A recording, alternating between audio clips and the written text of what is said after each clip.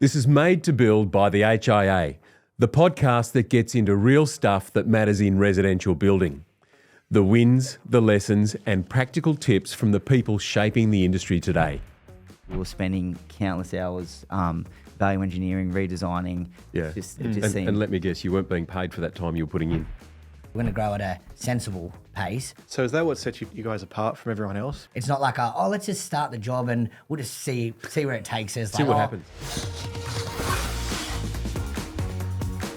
To my right is Owen, my partner in crime, my co-host. Good morning. Good to see you again, mate. Great to be here, Richard. Good on you. Every day is a good day here on this podcast. Absolutely. Today, we're talking to the brothers Tass. The Tass. award-winning brothers. Award-winning brothers Tass. Make that clear. And the thing that I love about the Tass brothers is that they've actually created a work process or a system that delivers really happy clients, better profits, faster project delivery, and better forecasting. So there's more predictability in the modelling that they, more predictability in the approach that they use to their business. So, boys, Aaron and Ben, welcome to Made to Build. Thank you. Great to be here. Thanks for having us. No, that's great. And so why don't you just give us a little bit of a story about who you guys are and what you do? Sure. Well, we're a construction company. We've been around for about 10 years now. We originally started as a construction company, but over the last couple of years, we've morphed into a design and construct company, where we have in-house architects, interior designers, and estimators, et cetera, et cetera. Yep. Okay. So that's a real transition to go through. Yes. And what have been the main benefits of that when you do that, when you've gone through that process? How has that affected your business? Well, you hit the nail on the head with what you said before, talking about kind of all the positives that come out of having everything in-house.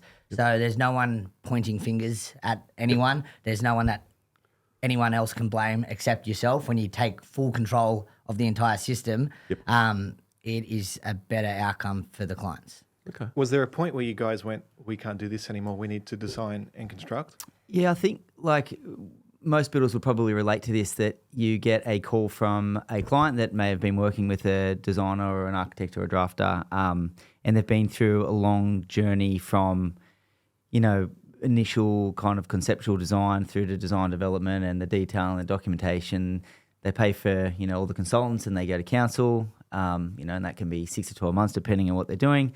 They come out of council, they pay fees, they pay bonds, levies, they get more consultants, and then they move on to the final kind of stage, I guess, where they, seek out builders to essentially get quotes. And we were kind of finding that on a daily basis, we were having to kind of be, we like the dream crushers, and essentially, the break bad guys. The bad guys, absolutely. and break the news as to what the actual physical cost of this build was going to be, and which is understandably, the prospective clients were very emotionally attached to their design and their new home, and then we were kind of coming in at that point in time, and essentially either two things would happen. One is that the project doesn't kick off, and it's essentially a dead duck, and they sell or start the process again. Or alternatively, we were spending countless hours value engineering, redesigning, taking everything back, looking at the project from a builder's perspective, and considering methodology and risk and all sorts of things. But from a client's perspective, or I guess from an industry perspective as well, it's just so backwards. Yeah. And let me guess, you weren't being paid for that time you were putting in. Correct. Or very little. Yeah. Or very little. Yeah. So we were kind of doing that for a good 5, 6, 7 years, and then we just, and look, I think most people, I think a lot of people in the industry, like I said before, would be able to relate. It's just having the capacity and the time to actually kind of take a step back and go, all right, what's another approach, and we've worked closely with some really good architects as well who have also recognised it. So they would involve us from an very early standpoint, and essentially provide us with concepts.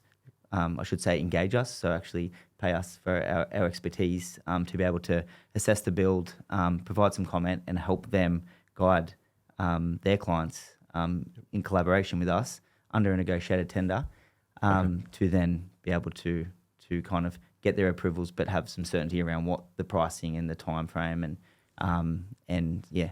how So that you kind do of all looks. of that in-house now. You've got estimators, architects. Yeah. So that then kind of transcended into us working closely with some architects that we essentially subcontracted to, but we kind of found that there was still that disconnect there, and really the only way to be able to do it holistically and collaboratively was to bring it in-house, which is probably a long-winded answer to your first question there. That's okay. Which I've already forgotten. Which is essentially how we ended up doing bringing the design and construction in-house. Yep. So we it took us 2 years to hire our first architect. Yeah. It was a long process to find someone The that right was going to person. fit the mold. We had an in-house estimator. We then hired another in-house estimator and then an interior designer. So we essentially have a pretty decent size, what we call the pre-construction team that we handle in-house. Yeah, okay. So there would be a lot of builders who are listening to this and who are currently doing construct. They're not doing design and construct or D&C. And so the journey going from a construct builder to a design and construct builder, it's quite a the first inkling of it is when a builder who just does construction walks into a client meeting and the client says, I haven't got any plans yet. Can you recommend somebody? And that's sort of the first hurdle that a construct builder gets, and that's the beginning of that journey. But for a builder who is construct only to move into that design and construct space, there are quite a few unknowns and challenges that you guys have obviously gone through. Can you talk to a little bit about what those challenges were and how you addressed them? Well, I guess the first one was finding the right architect. Yep. Well, they were actually a draftsman to begin with. Okay. So we brought them on as a draftsman, and then we've obviously got the right registration now in order for them to be an actual registered architect. Got it. Which, I won't go into the specifics of that, but that was, I guess, the hardest thing was we were doing what most kind of design and construct companies were doing, and we were originally subcontracting out to other draftsmen, and then we were kind of the middleman for the client, Yep. so to speak. And then that just got too hard because every design was a bit different, and there was complexities with them not being technically in-house, as well as our design arm kind of getting more and more traction as we kept delivering better and better designs.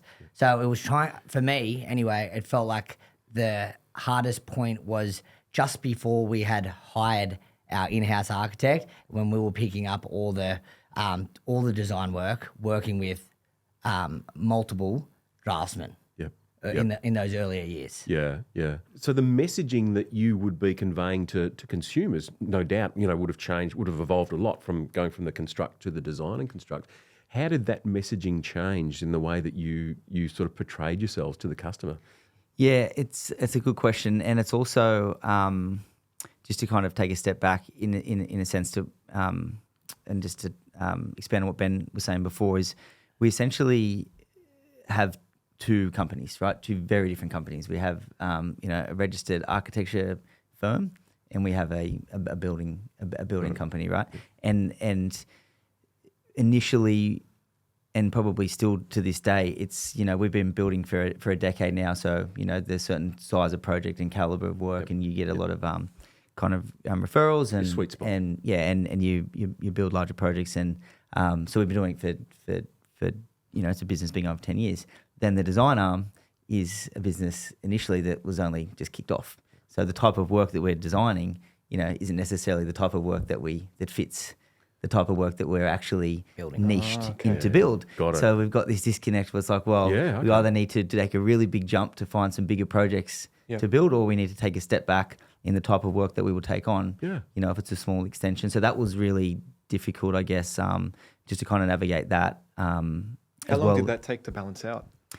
Probably 4 years, Yeah. Wow. 5 years. Yeah. So you started relatively low with the architect in terms Yeah. of how technical the project is and Correct. how Yeah. like Yeah. the monetary value of Exactly it. right. Just like a Mate. small little, extension, Yeah. kitchen renovation or something off the back deck, pergola, that type of thing, where at the same time we're building new 3-story homes. Like, Yeah. you know what I mean? So it's very, that was just getting the time that it took to kind of, I guess, mesh those two together to actually have a unique offering where we are designing what we are structured to build. So you have a large enough team to where you can take on these smaller renovations, extensions, whatever they are, and still build 3-story homes? Yes. So Okay. essentially, what we don't really build anything too small these days. Yeah. Just with kind of the people that we have in the office and their experience now. A lot of the guys have been with us for kind of 6, 7, 8 years. So we kind of have the motto, like, the more complex and the bigger the project, the better it is, like, for us and for the clients. Where And our offering and our skill set. Yeah, exactly.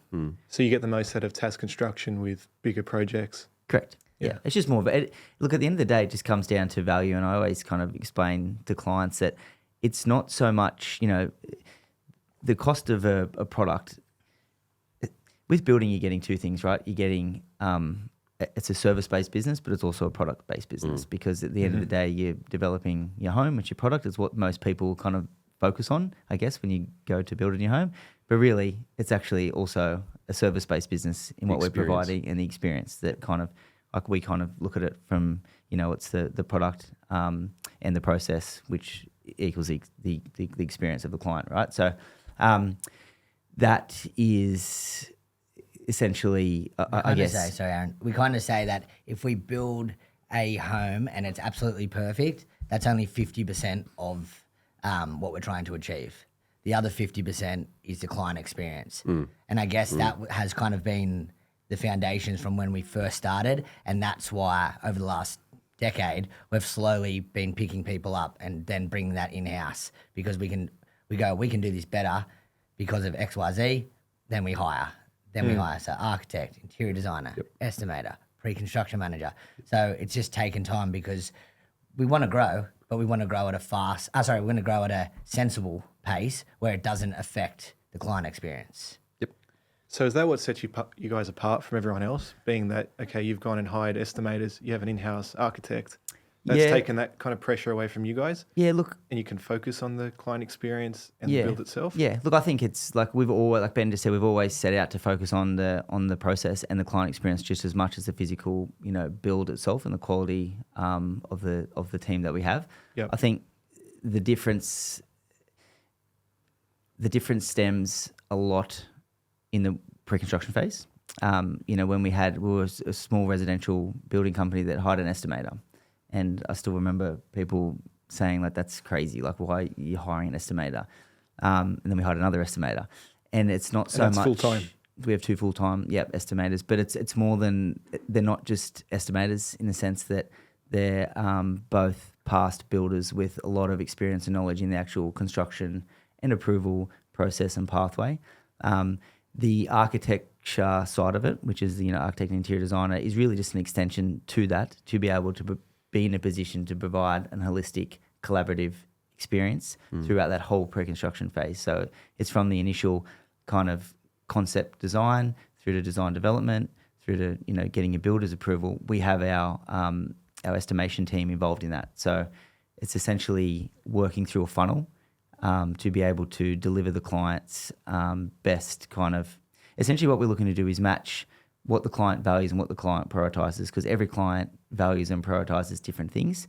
But if you don't have an understanding or knowledge of the construction process or what each individual aspect and component costs, then how can they possibly be able to make a decision on what they want? So we're looking to kind of educate them, give the information back to them, and then they can sit back and then in their own time work through, what they value and what they prioritize, which I think as well is a unique offering in a sense that if you were to go to an architect only company, and I'm generalizing here, they may have some square meter rates, so they might be able to say, oh yeah, for $1 million you can get this. But to be able to actually sit back and undertake a cost distribution analysis and work through every aspect of that build and explain to the clients what the implications of a particular decision on paper is, it allows them to be able to mold this perfectly tailored home that matches exactly what they value and what they prioritize. So Does that your make sense? estimators go in and do all the takeoffs for all your materials, then sit down with you and explain, hey, this is what this is going to cost. Now we can sit down with the client and go through and really explain to them how much this is all going to be. Yep. Yeah, so they do so much more than just, I guess, punch out numbers. Yeah. It's not just like they give us a table and it's just a whole bunch of figures. It's very much, there's probably thousands of hours when we look at it from when we speak to them before construction, where we're tailoring a scope of works specifically to their needs, rather than just saying like, oh, what's on the plans is what you're going to get. It's very much like, cool, like how are we going to do that? What are we going to do? Different details of like highlighted, and it's almost, it tells the story that goes with the plans. And that's what they do. And I think that's kind of what sets us apart, because all those hard conversations, all those difficult conversations have already been had with the clients. It's not like, let's just start the job and we'll just see where it takes us. See what happens. It'll be roughly this much and we'll just, it's like, no, we want to make sure that absolutely everything has been done up front and spoken about. Which is the old school, I guess, mentality of building, in a sense that, you know, you rock up on site and she'll be right, mate, and we'll figure it out, and, you know, the cost of the cost, and that may blow out, and that's just too bad. So just on that point of project governance, I mean, are you okay just to, without giving away, you know, your own IP, what's the process that, you know, you step through as a D&C builder for actually giving, you know, for delivering that as an outcome for the client? So are you okay just to, at a high level, just to step that through? Because there'd be builders who are listening to this that, you know, aren't D&C, and it might be, you know, of benefit. So essentially we, and I did kind of touch on it a little bit earlier, but I can just kind of go into a little bit more detail. But it's essentially working through a staged approach from, you know, initial, I guess, engagement through to the actual building approval, and then on to construction documentation. So initially, it's a site feasibility and analysis on what it is that the homeowner wants to achieve. Can it be done? Are there any red flags that's going to prohibit the progression of the build? As an example, they might want to add a first floor and they can't. Well, they might not want to progress through to a conceptual stage, at which point we provide some high-level numbers. You know, at this point in time, we have some pen to paper and, you know, generally just kind of floor layouts and things like that, that we can provide some high-level numbers. Then we move through to design development once the client is comfortable that we're kind of sitting within that ballpark. And then as the design develops, so can the value that we can provide with regards to methodologies and costings and advice. So at that point in time, we tend to break the project up, and that's what I was mentioning before about, you know, looking at the, you know, cost benefit analysis on different aspects of their home, because it's interesting that, you know, clients come to us and they go, these are our priorities, this is what we want, you know, from 1 to 10. But once they're educated on what that looks like, it actually completely changes, right? So once we can work through that, then we get to a point where, again, we're getting a little bit more fixity and certainty around the numbers and kind of the length of the project and what that's going to look like and what can actually be physically achieved, what the project pathway is, whether it be compliant development or DA or exempt, or a combination of three, through to that final stage of, all right, we're documenting what we need for DA. We have some pricing assigned to it. So the day that you lodge, whether it be your complying development process or your development approval, that the homeowner, our clients, know roughly what it's going to cost. We then move through to the building approval stage, which is a little bit of a waiting game, but we do try and be a little bit proactive where we can with regards to interiors and a few other things. And then once we have the tick of approval to build, we then move into construction documentation.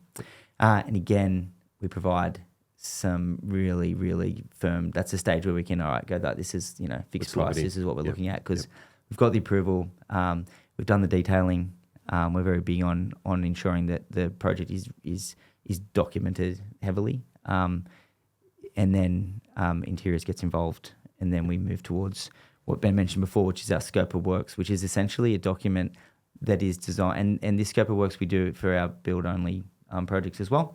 And it's essentially the elimination of risk and uncertainty. So if we can reduce ambiguity and we can genuinely be on the same page with the homeowner and everything's very clear and transparent, then you're essentially, you know, mitigating the chance of, you know, variations being a very scary word in our industry, And by doing that process essentially, it's a risk reduction. It's essentially saying, all right, well, this is the document, this is everything. We've analysed the project and we've looked at things that may potentially come up. Not saying that we're including it, but just from our experience, we're saying keep an eye on this, and then we create this picture, like Ben said before, an education piece for the client to go, all right, well, I'm aware, we've discussed it, this may happen, it may cost this much, and then the day that we actually physically start on site, it's a seamless build, and that's where the experience comes, right? Because they have a good experience because we're not coming to them, to make decisions. We're not coming to them with variations. It's all very structured.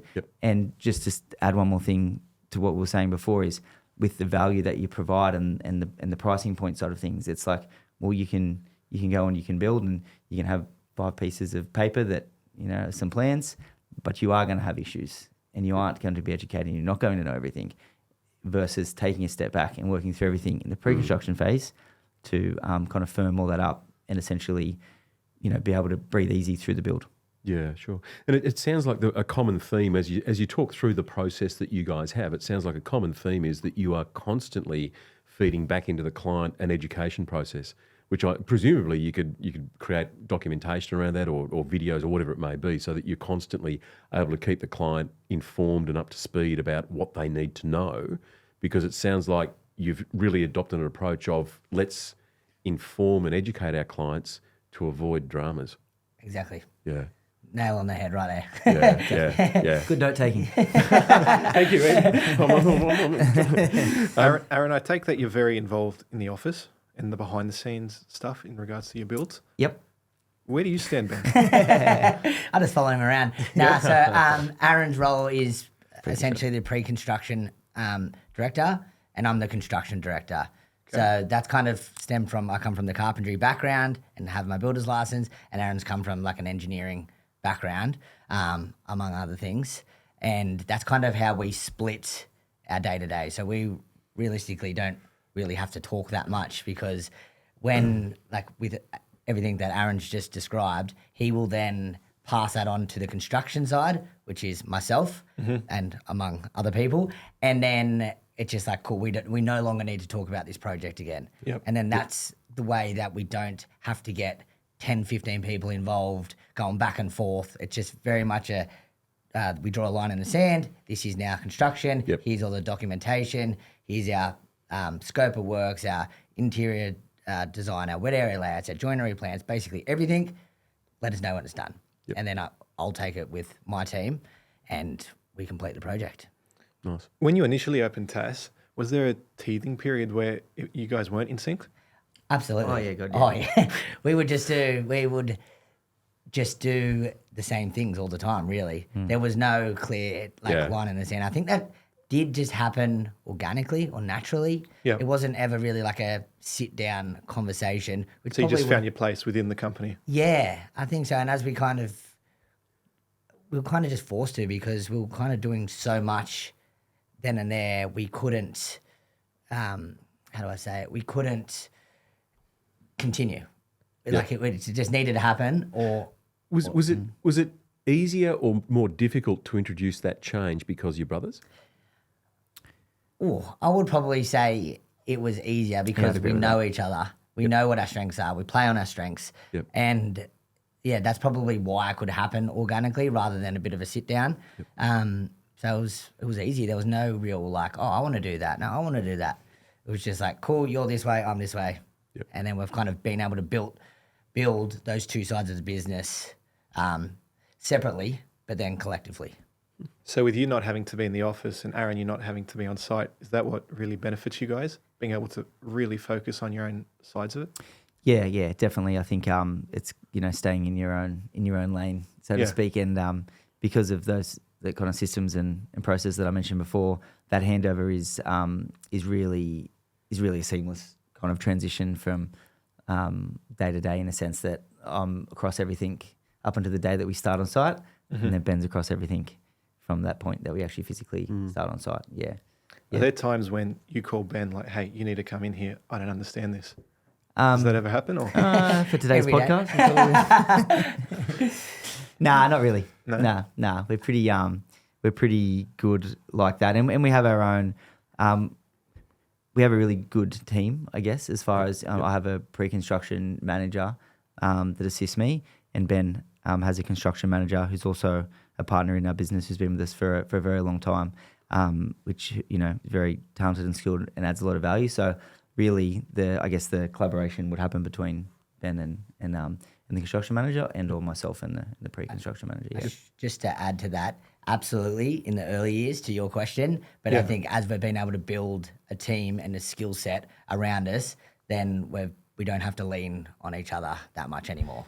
But yeah, we've always said though that it's, especially in the early years, how much easier it is to be able to just kind of bounce ideas or to, you know, collaborate, and to be a builder that goes out on their own. Without that, you know, I take my hat off to them, because, you know, there's no one just to talk to or just to quickly ask that question, or, you know, what do you think about this? Yeah.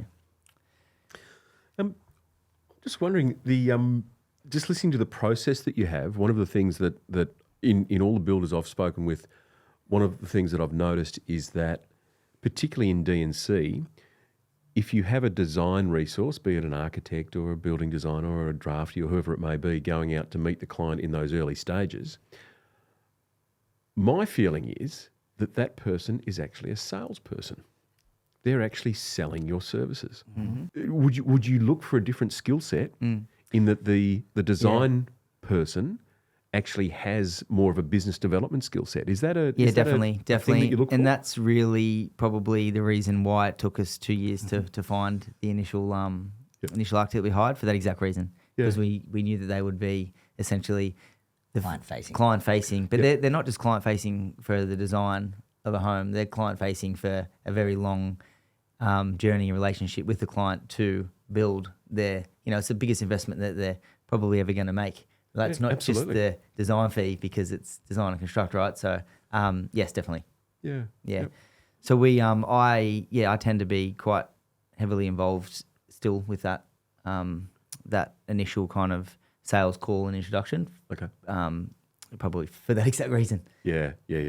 And so do you go, when you first go out and meet the client, do you go with a design person, or do you go just by yourself, or how does that work? Yeah, no, so I take the initial kind of call and chat and discussion, and then our design manager will then go out and have that initial meeting. So there's a lot of definitely a lot of trust, I guess, in that aspect with regards to kind of being able to convey and explain our offering from a selling perspective.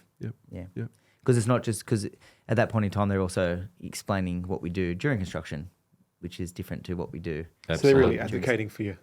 Advocating for the whole process. Yeah. No, that's good. And in your business, are you D&C or just construct only? Yeah, so we're D&C, right? And the client will come to us and say, we want to build a house similar to this. Can you recommend an architect? Can we build something off plan? And we don't really build off plan, period. Yep. So they'll come to us, we'll put them in touch with one of our architects that we use. And similar to you guys, we found it's a really good way to create clarity and a real seamless process for the client, and where the builder can still be involved. Just makes it really seamless and easy for the client to understand. There's no question marks about, can we do this? Can we do that? It's just really clear. Yeah. And presumably the client experience as a result of all that is just so much smoother and easier. Yeah, absolutely. It's like the hard work's been done before the construction starts. Yeah. So what sort of feedback do you get from clients who who share what their experience has been? Yeah, it's been phenomenal. It's been really, really good. Really good. I think probably as well, the best feedback has been from those that haven't been through that process before. Yep. Where they may have built or had close experience with someone who had been through it, and it's chalk and cheese. It's very different approach. Yep. So it's one thing to kind of explain and convey and essentially try and sell, I suppose, to what the benefits of this process is, because you don't know what you don't know. Yeah. Education once again. Yeah, but at the end of the day, when they can kind of tell you that everything you said was exactly right and it did play out the way that you said it was going to play out is very rewarding, I guess, because it's Which is awesome because it builds your credibility in the marketplace and, Yeah. and you know, it positions you as Yeah. experts, Yeah. which you are. And I think as well, what is, because if you haven't had if you're one of those clients that haven't had a bad experience or you haven't had a nightmare story or you don't really know what the options are with regard to the process, then I think it's very hard to explain that value and to kind of actually sell it. But I'm just wondering, so does that mean that a lot of the clients that really see value in your offering are second build clients or forever home clients? It just resonates better with them. Okay, and the benefit of that is that they'd have, if it's their forever home, it would be a bigger spend, therefore delivering you a bigger margin. Yes and no, in the sense that I guess from a margin perspective, it's more consistent. But on the flip side of that, for the client, like it is without a doubt, in my opinion, a better outcome from them and a cheaper outcome for them in the long run if a builder's involved early and it's done through that collaborative piece, because there's things that we can foresee early on that we can document, that we can detail in the scope of works I mentioned before, that will improve it aesthetically potentially, but from a cost side of things, they're shaving tens of thousands of dollars off on every left-right turn that we make, from just taking the time and having the experience and knowledge to work through it, if that makes sense. Yeah, So spot on. Yeah, it's more than just like from a margin piece, yes, but from a client side of things, it's actually a cheaper outcome. so it's actually a good outcome for both the builder So and the client. Yeah, absolutely. 100% a win-win, which is probably why we're so kind of passionate about the approach. Because it doesn't, like the stigma of construction and builders and, you know, getting ripped off and having jobs left unbuilt and them not coming back and they're not finishing and all those stories that everyone has heard from one barbecue or another. It doesn't have to be like that. It genuinely doesn't. It's kind of moving towards that more professional builder than historically of what it was. And there's many out there that we know and builder friends of ours that are, you know, in a similar position and wanting to drive the industry towards, you know, being recognised as a professional service. Yeah. Does that make sense? Yeah, absolutely. Yeah. Our kind of first line in our website was, "We're the builders changing the stigma around building," and we've kind of used that as a ethos for every decision we've made to date. I'd like to touch on that a bit more, because typically residential builders run their company rather lean in terms of the people they're employing. Mm-hmm. They're trying to cost cut wherever they can. Now, you guys mentioned that you've got a project manager who has a part in your company. Mm-hmm. Does that mean it's split three ways? No. Oh, sorry. There's Split three ways, yes. There's three owners. Yeah, three owners. Yeah. So by doing that, has that allowed you to hire the right people and put the right bums in the right seats, to say, and really create a process that benefits you guys better, benefits the client, and creates an all-round really great experience? Yeah. Yeah, we basically find, like, over the last 10 years, we would just hire ourselves out of our jobs. So if we were doing something a lot, then we're like, cool, let's get this person to free up. And we've been so systems and processes based for so long.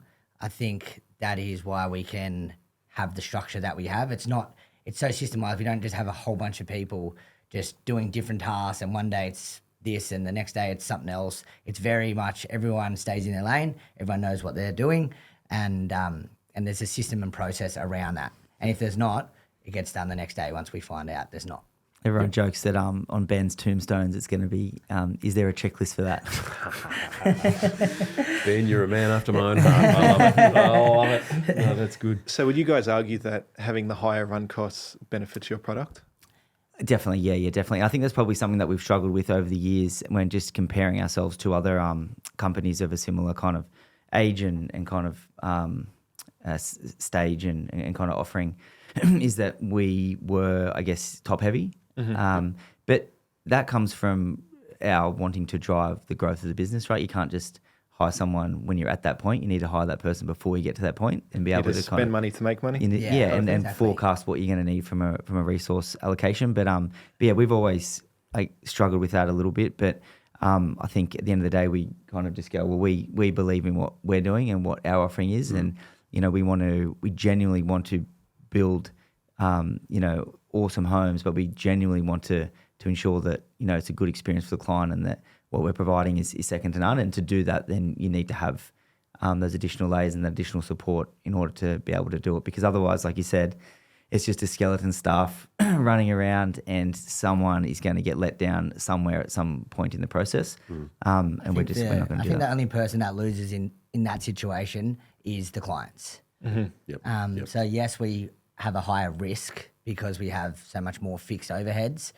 But as Aaron said, we're willing to bet on our own systems and our processes and our company and kind of go all in, so to speak. Yep. So speaking to younger builders, what would your 3 tips be to them and how to grow their business? Is this the hammer game? No, it's not the hammer. I'm going to put you under the hammer guys though. on toast for that. We're going to hold off on that one. Yeah. My tip would be learn to delegate. Is that because builders are control freaks? Yes, exactly. I feel like a lot of builders, they want to do everything, but if you want to grow a business, you can't. So I think the earlier you learn that, the better or more growth that your company will have. That would probably be my number 1 tip. Yeah, I'd say that learn to listen to what other advice or knowledge or insights from other people, whether it be not obviously other builders, but from other consultants and architects. And I think when you're initially starting out, I guess I did a little bit in the sense that, you start your business and there's a little bit of ego behind it and you're driving it and it's like, I know what I'm going to do. I'm doing this, I'm doing that, I'm doing that. But if you actually just take a step back and just listen and hear things, you'll find different perspectives on how people do things, which in turn helps you learn and grow. And, you may not adopt it, but at least you know that it exists and you may get a golden nugget or pivot. Yeah. And then number 3 would be... create systems and processes around checklists around everything, because make as many mistakes as you can, but never make the same one twice. That's good advice. Where are you I like that. I like that. It's a truth bomb. That's good. That's good. No, well done. All right. So, is it time to put these boys under the hammer? I believe so. I think they're ready. Wow. All right. I'm nervous. Okay. Well, you should be, because you got to choose wisely. Oh, okay. So, why don't you pick up a hammer, and there is a question under there that I'll ask you to read out, and I'll ask you to answer it. What's been your favourite build project to date? So favourite build project to date would probably have to be our. We did a project down in the South Coast in Scarborough, which was on a cliff essentially. And Not essentially, it was on a cliff face. On a cliff face, yeah, you can say that. Okay.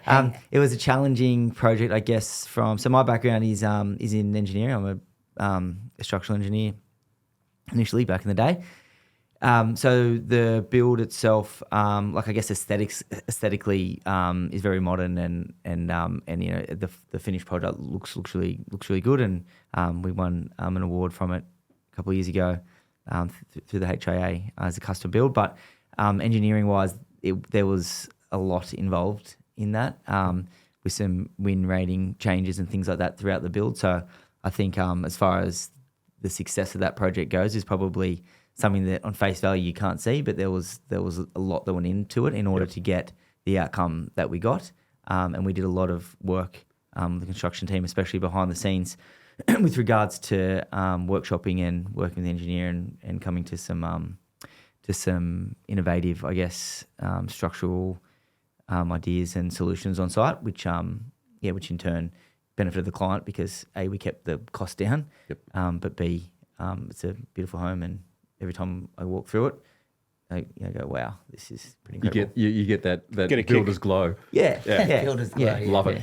Building on the side of a cliff, was there anything that's different in terms of the foundations as compared to a normal block in suburbia? Absolutely. There was screw piles, Yep. which went down I'm going to say maybe 20 meters. No, it wasn't that far, but it was deep. It was very deep, deep, which So how did you get an excavator big enough to drill those To in? go through, yeah. So luckily, On the side of a cliff. Yeah, well, luckily the block was, I'm going to call it relatively flat, but then it just dropped off. Yep. So as long as you weren't kind of 3 meters from that edge, it was, I guess, easier to work from. But I think it was just the fact that we were almost counterlevering over the edge, which made it kind of scary at times. So essentially the ground floor slab was suspended on the screw piles. Correct. Yes. That's right. Yep.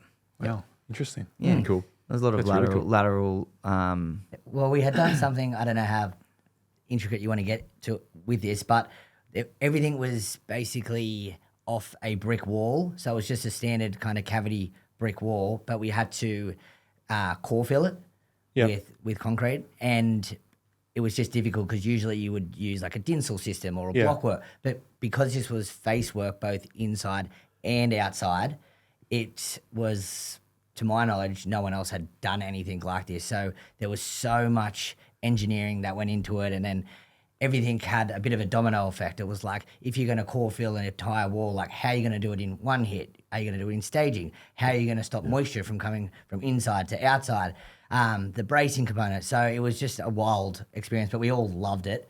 Awesome. Because, yeah, as I said before, the more intricate and the more difficult, the better, because we can kind of highlight our own skills. And it involves everyone, because we need, obviously, the estimators to get involved with it, because it comes down to obviously the pricing and then the construction side with regards to how we're actually physically going to do it, and the